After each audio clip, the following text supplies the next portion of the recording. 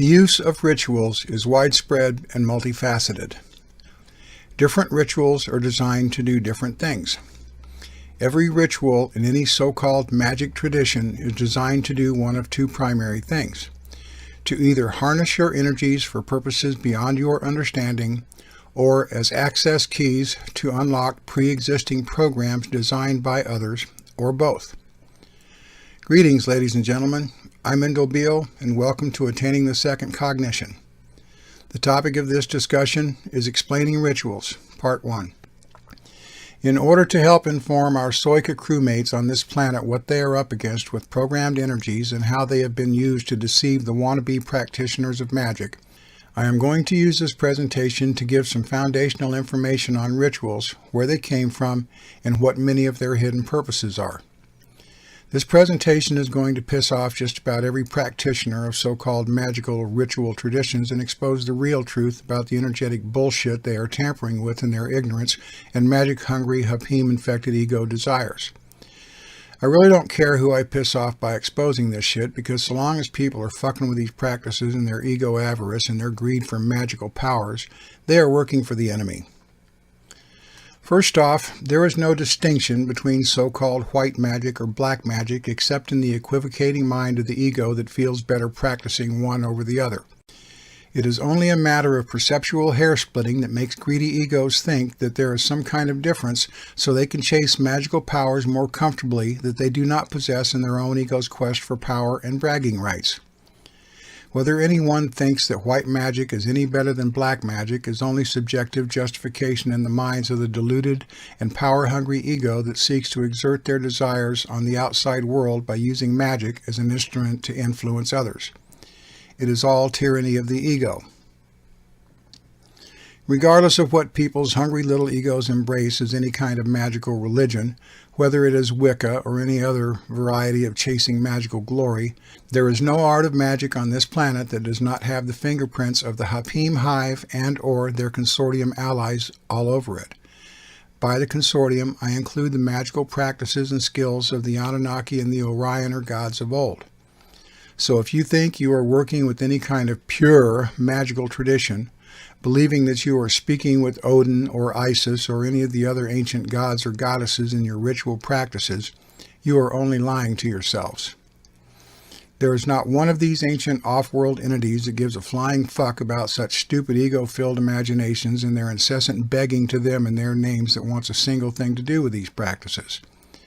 These ancient off-worlders, many of whom still survive, find such concocted rituals in the dependency syndrome created by constantly begging them to fulfill lame first cognition desires to be wholly pathetic and nothing more than ill-informed nuisances. It was the inorganic Hapim hive intelligence that has been deceiving such magical wannabes for thousands of years as the stupid, needy, power-hungry, God-dependent beggars they are. Bending your knees before the presumed altars of your chosen gods or goddesses, if you have ever heard a voice, was simply the voice of a Hapim imposter leading you down a primrose path of bullshit because you can't tell the real personality from a virus impersonator fraud artist. It's also because egos generally lack even the barest element of impeccability and discernment to know the difference. It only illustrates their utter and complete ignorance of what and who has been leading them around by their belief rope since they bought into that illusion. Rituals are created as energy harnesses, and with the more ancient off-worlders, they were keys that opened doors to pre-existing, pre-programmed energies.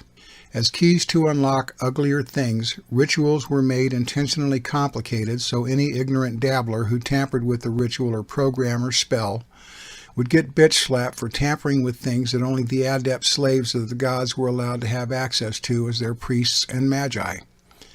Complex magical rituals are the equivalent of a combination lock that is used to unlock specific energies when they are performed by rote by the practitioner. Every religion on the planet is filled with such rituals, despite whatever smarmy religious mask it hides behind to deceive its practitioners and believers. The Roman Catholic Church is one of the major variations of presumed Christianity that is rife with ritual magic of this nature because it happens to be the oldest version still being sold to the public. Yet, every other Christian religion spin-off since the Protestant Revolution against the Church is carrying on similar ritual practices in their churches, no matter how watered down they may appear. Cultic quasi-Christian religions like Jehovah's Witnesses and Mormonism were created by Freemasons, as are a number of others if one is inclined to research into them. Scientology was created by the Freemason L. Ron Hubbard so he could win a bet, and it is also steeped in its own form of mind control rituals as much as any other religion. The first Protestant breakaway sect, Lutheranism, was created by Martin Luther, who was a Rosicrucian, a forerunner secret society to the later Freemasons. Whenever you see the Jews bobbing in front of the Wailing Wall in Jerusalem, know that this is a ritual practice that harnesses the energy of its religious believers, just as Muslims facing Mecca in their prayers of supplication to Allah.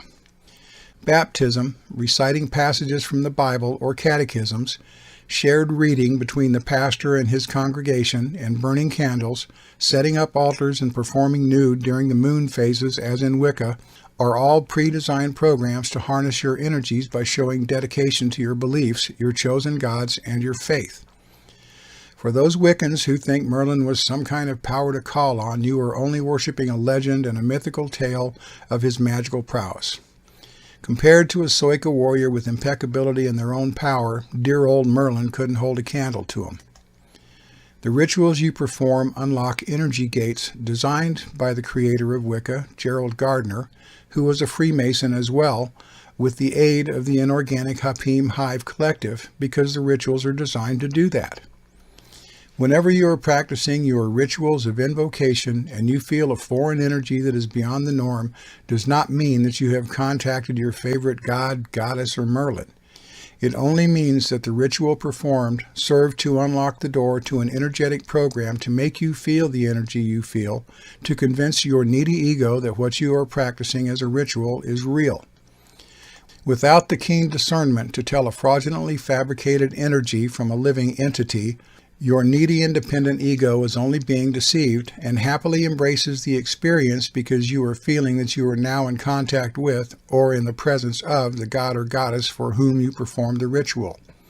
You don't ask questions. You simply assume this to be true because you feel a strange energy.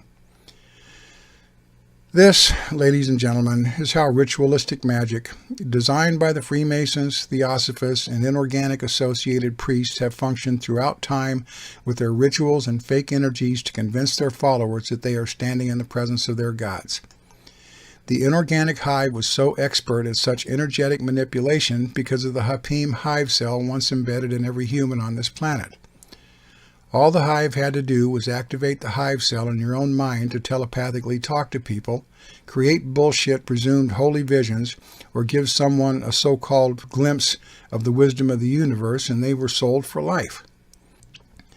The Hapim program could make you feel the energies of their programs because it controlled one's physiology as well as one's beliefs, and this is exactly how these inorganic deceivers have fooled human magicians and spiritual prophet wannabes throughout time.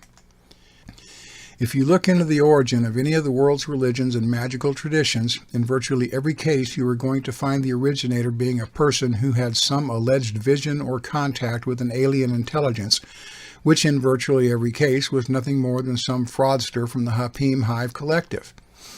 Within this long list of visionaries, you will find the Christian mystic revered by the Theosophist, Emanuel Swedenborg, the Prophet Muhammad, who was the creator of Islam, the Apostle Paul, whose visionary experiences shaped the Christian tradition, Ignatius Loyola, the creator of the Jesuit order, Madame Helena Blavatsky, who created Theosophy, Alice Bailey, who was a member of the Fabian Society and president of the Theosophical Society, Aleister Crowley, creator of the magical tradition he called Thelema, who was also a former Freemason, William James, the father of American psychology, who was a theosophist and a member of the Society for Psychical Research, the SPR, and who also had an encounter with the alleged cosmic oneness while experimenting with nitrous oxide. Joseph Smith, who created Mormonism. And the list goes on, ladies and gentlemen. I covered this topic extensively in my book, Revamping Psychology. When people perform rituals of any kind in their religions or magical practices, they are seeking something from the gods they worship. They are all humble supplicants. They are all expected to approach their gods with humility and fear. The definition of the word humble is having or showing a modest or low estimate of one's own importance. When you approach your idea of God, no matter who it is or what name you are worshiping, you are approaching them basically as a second-class human being, a lesser being to their presumed might and power. This is how every system of magic and religion works, whether it is Islam, Christianity, Satanism, the cult of Set, Wicca, or the 1,000 other varieties of ego dependency pushed by every one of these traditions throughout time. A Soika warrior does not see themselves as a lesser being to some fictional god because we are not lesser consciousnesses in this cosmos. Only needy, dependent human egos that can accept their second-class citizen status as servants of the divine or their gods and bend their knees to the fraud artists and fraudulent ideas of dependency on alleged higher powers require such ritualistic practices. A servant, after all, is still only a servant and will never be any kind of master, no matter how much magical traditions try to convince you otherwise. For those who are involved in either the left-hand path or the right-hand path of magic, know that both are only second-hand paths to slavery and servitude. You may become what your ego convinces you is a master in ritualistic magical traditions, but you are the master of nothing beyond memorized traditions created by others to enslave your consciousness. You master none of this alleged magic. You are merely borrowing it to serve your master and nothing more. You are creating nothing. You are totally dependent on what came before, and you are therefore in bondage to the traditions to rely on and nurture your ego with. How does one achieve mastery as a slave?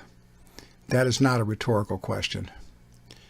Soika crew members do not need rituals. They do not need practice spells to do what they do. A fully activated Soika warrior is a creator, not a dependent on the traditions or rituals devised by others to keep one enslaved to systems devised only to feed on their energies and consciousness.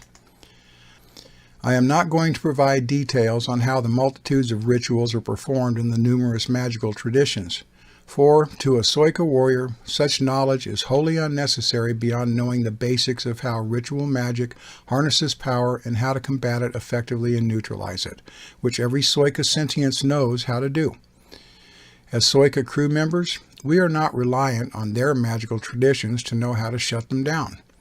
We don't have to use their magical practices to fight their tyranny, for we create the solutions to undermine anything they can do, and we don't need rituals to do this. Creators create, only servants serve. As Soika crew, we are not servants. We are creator warriors. I'd like to thank all of our viewers and subscribers for taking the time to listen and inform themselves on their road to understanding and the second cognition. I'm Endall Beall, and until next time, stay the course and don't give up on yourself.